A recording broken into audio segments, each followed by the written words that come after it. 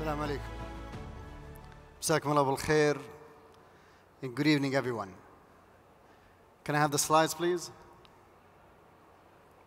Okay.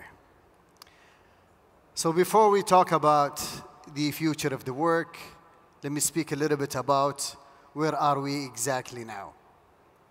We all know that the world is changing so rapidly, mainly because of the changes in the technology and the changes in the structure of the society as well. We see a lot of companies are coming up, new companies are rising up, and a lot of companies are also vanishing and fading away. But again, and I think since 2019, we've came across one of the biggest challenges that we ever came across.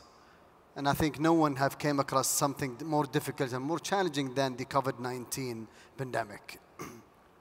We all thought that COVID-19 will finish in 2020, and again in 2021, and here we are in 2022, and God knows when it will finish. So basically, I'm talking today about the future of the work, and I'm going to make it very simple for you, the way that I see it, and the way that SCC also are adopting. So the future of work are mainly based on four main pillars. Those main four pillars are easy to adopt, but difficult to change people to do. So I'm going to deep dive on each one of them, but let me go through you very quickly on them. So first thing is the experience of employees, and how can we become more of an experience-oriented. We all know and we all hear about customer experience, things like in a hospital that we call the patient experience, in the airline business that we call it the passenger experience, and here we're talking about the employee experience. And I'm going to deep dive and talk about more in this subject. Second is flexibility. How the workforce is becoming more flexible. How we can work everywhere, at any time. And the third thing is how to move into be more of a skill-based organization, rather than having more focus or more emphasis on education, more emphasis on tenure and other factors. And lastly, I'll be talking about how big data is changing the whole future of work. So let's start by the first thing, experience orientation. Steve Covey once said that you always need to treat your employees the way that you would treat your customers. In fact, I would say that customer experience and employee experience are two faces for the same coin. They are not proportional, I would say, but I see that the more companies are adopting employee experience, the better always the customer experience. And I'm going to talk about some numbers to provide a proof about this. Employee experience are perceptions, are touch points, journeys that employees they go through since the beginning of their hire until they retire or leave the company. Employee experience are always something that makes and differentiate good companies from other companies. And to put a business impact perspective on this, and I'm going to pick on the middle number here. This number, this was mentioned by Jacob Morgan. And Jacob Morgan, by the way, he's the godfather of employee experience. He mentioned that, and it is proven that companies who are adopting employee experience, they have 40% lower employee turnover than other companies who are not. Also, MIT is based on a research that they just showed that if companies are adopting employee experience, they are 12 times better and having higher customer advocacy than others. And many numbers that I'm showing based on research, such as how important their employee experience or how effective employee experience can have on the higher net promoter score by 24%. Numbers like it also result in 80% more and higher productivity. And not only that, it also touches the efficiency of the organization. And an example of this, that it also results in around 50% less absent days in organizations who are adopting employee experience. From a business perspective as well, adopting employee experience helps a lot in spreading the culture of agility within the organization. I've seen companies who are more agile than others, and when I see the differentiation, I look at it from an employee experience perspective. And that changes not only the employee journey or employee, let's say, experience within the organization, but it also affects the agility of the organization itself, and that of course leads to a better performance, and of course that leads to a better customer experience. And again, having more engaged environment within the organization, that leads to more innovation and also more creativity within the organization. And finally, and that has a direct impact on what we call an employer of choice. The better and the more that companies and organizations adopting employee experience, the better their employer of choice image toward employees. And I'm sure that you guys, including myself, we always hear very good stories about companies who are adopting an employee experience. They're building a very good journey for employees, especially at the onboarding journey, the other sub-journeys such as the promotions, the training, and others. And that also leads into a better employer of choice and a better employer branding perspective. The second pillar is how to be more flexible. And there are many elements and many aspects of how to be flexible, but I'm going to pick on only 3 of those aspects. The first one is how to move from having a fixed working hours, 9 to 5, into working at any time. And again, having a fixed on a corporate office desk to work anywhere that you want. But what I would like to focus more is at the last point here, which is about where companies are moving into, or from relying into formal emails, and maybe sometimes letter, and I hope not, into what we call collaborative platforms. And this is something that made a difference in any organization that want to move to be having more of a work or agile work or a flexible work. That made us define what we call now a hybrid work environment. And according to Boston or BCG, that the hybrid work environment will be the most adopted environment in a very near future.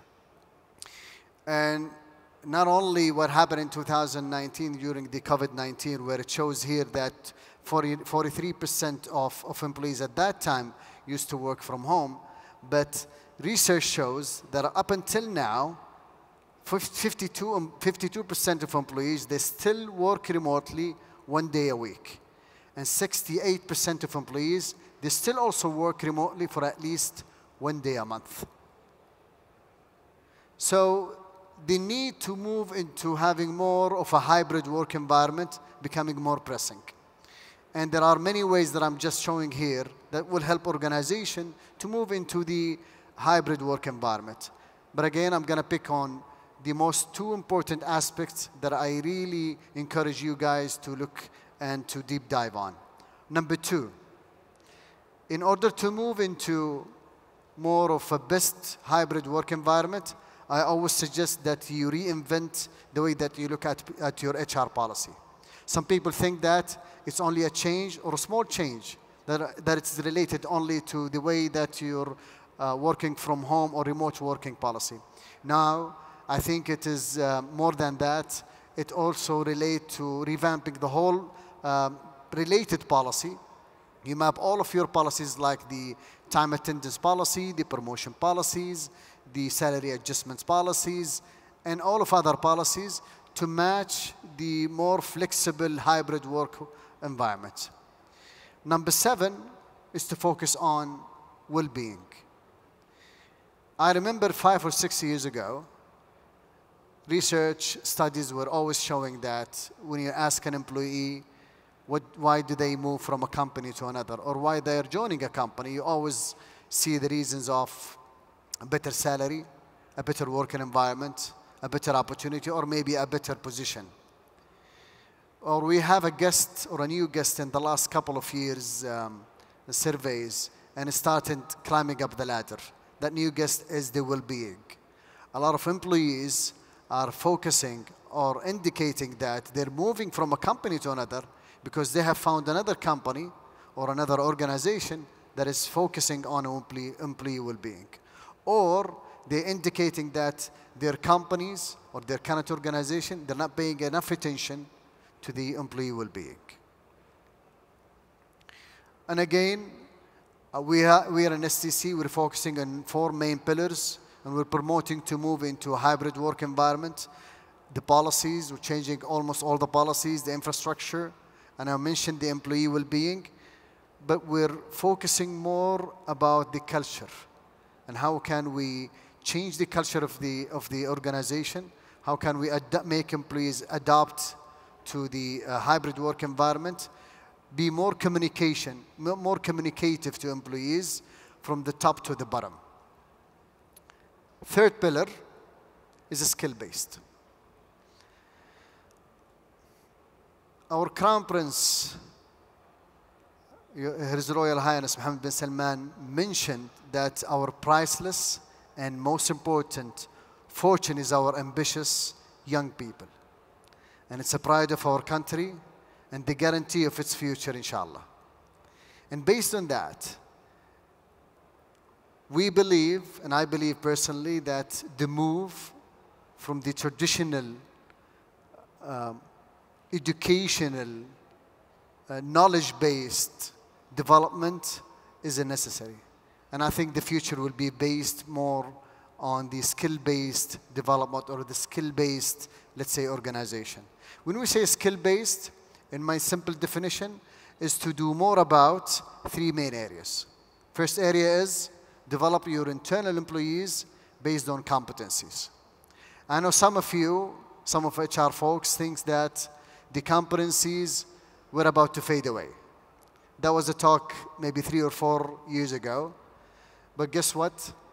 In recent development, since the emerging technology, the immersive, let's say, jobs that are colliding with each other, intersectorial changes and changes between jobs and mergers between jobs happening, HR professionals and HR specialists, they're always guiding us to go back to what we call the core of the competency-based development. I'm going to speak about this in a minute. Second is, we need to move from the basic training need analysis, the individual training need analysis, into a focused special programs that is more of a corporate special programs. And I'm also going to give some examples of those special programs. And lastly, things like this cannot be developed in-house. And I really encourage everyone to start looking for the right partnership to make sure that they have the right interventions to move into a skill-based organization. So developing competencies, and I'm giving an example of what we're doing in SCC. We have 3 types of competencies within the company. The first thing that we call the core competencies. And core competencies are basically the competencies that are based or stemmed out of the values of the company. And it is simply what we want everyone to exhibit as an employee within the organization. Second is the leadership competencies, which are the competencies that we would love every leader within the organization to exert from a behavior perspective. And lastly, the functional competencies. Now, functional competencies, and especially for us as Saudis, should be very much easy for us, are the KSAs, the knowledge, skills, and ability that the employee needs to perform a certain duty or a certain job. So building those 3 types of competencies will make it very easier for any organization to move from the normal traditional base of knowledge or education or even tenure to be a skill-based organization. Another example of the talent programs. we're in STC having multiple of talent programs. I'm going to focus on the main 3 ones that we're always proud of. The specialist program, which is mainly building specialties within the organization. It is not based on a technical track per se, but it's based on the specialties that we would like to develop within the organization. The high potential is the leadership track that we want to build for our future leaders within the organization. And lastly, which is very important, and I think it is mainly needed for organizations, especially if they are in a big size organization, the like of our program, the talent incubation program, which is basically a fresh graduates program. So the need of designing such customized special program on a corporate level is basically the move to make sure that you're moving into a skill-based organization rather than a traditional-based organization. Lastly, an example of having a partnership. We're having a great partnership actually with MISC. They're helping us more into upskilling, reskilling, and multi-skilling our employees, starting from lower level to a higher level. This is only an example, and that shows how important is always to partner with a great, let's say, partners. I'm giving an example of MISC. There are many other partners around the world, be it of the likes of the universities, the schools, big organizations such as STC, Aramco, SABIC, Ma'aden, and others. And lastly, analytically driven. In the world of data, and especially that it is not anymore a language of technology, and excuse me, my fellow colleagues in technology, I'll try as much as possible to make it as easy and as simple to my fellow colleagues in HR. Using data within the sphere of HR is going to be the next way of doing business, or the next way of creating the new or future work. And I'm going to give very small examples, and I'm going to show a simple roadmap that will help each HR leader how can they transform their HR organization into or to be more analytically driven. In every analytical stream, it has 4 main areas. And let me start by the first one on the left, which is the core measurement and KPIs. So the first thing that they need to do, or we need to do, is to define our main core measurement and KPIs. Time to hire, for an example, and time to apply, for an example, in the application website. So these core measures are the ones that you need to define that will help you to do your pulse, like you're going to the doctor, and ensure that what are the right measures that will help me to ensure that I'm going to make sure there is an efficient operation within the whole organization of HR. And the second is to put those core measures into business intelligence and reporting, dashboards, and to make sure that those dashboards are as live as possible. That will help you into more of decision making, better decision making based on a live data, especially in an organization as big as STC, where we have lots of employees. We need live data. We need to compile many data at the same time to make sure that we have a fresh and a live look on our employees' data. But what is more important is the next step, what we call advanced analytics. In a simple word, and again, I would like my fellow colleagues in technology to excuse me, but I'll try to make it as easy as possible for us in HR, is basically to mesh, gather all reports, dashboards into one algorithm to solve an issue. And that will not be, again, possible without an example. Let me give an example of retention. So every human resources individual are always thinking and maybe not sleeping well at night because of retention or maybe attrition issues within their organization. Now, attrition can be obvious from absent days, can be obvious from lateness, can be obvious or maybe a consequence of low performance or a behavior of a manager. Those reports can be obvious or can be extracted from the dashboards or the business intelligence reports. But in order to get them into one algorithm that studies every basics of those data, that will give you the advanced analytics. We've created a platform within STC that help us in the attrition. And that had many factors within it, within this, let's say, application or platform, such as the absence rate, such as the time management, the whole behavioral of the employees during the year. And we run it through historical data, and we had an accuracy of 78%. So if I have this report or I have this platform ready for next year, that means that I'll be able to spot 78% of the people that we're about to leave. So that's one example of how important it is to have an advanced analytics within the organization. And the final way of it is, once you have all of these core measurements and have dashboards, measure them into advanced analytics, is to move your processes into artificial intelligence. And the move into artificial intelligence is essential for your excellence of processes. Things like recruiting. I've seen lots of application using artificial intelligence in interviewing even. That reads the behavior, that reads the face and sometimes the physical matters of the candidate, and produces a report that will help in making or a better decision making. So that's in a nutshell the four main, let's say, pillars of how you can get ready for the future.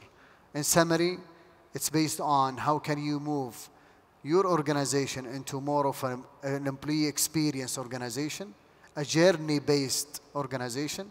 Second, how to move into a skill-based organization rather than a traditional educational / traditional HR-based organization. And third, how to be more flexible and move into the hybrid type of work. And lastly is how to use data as much as possible in doing more of analytics and advanced analytics that will help in better decision making and better quality of life. I hope you enjoyed the session, and I thank you so much.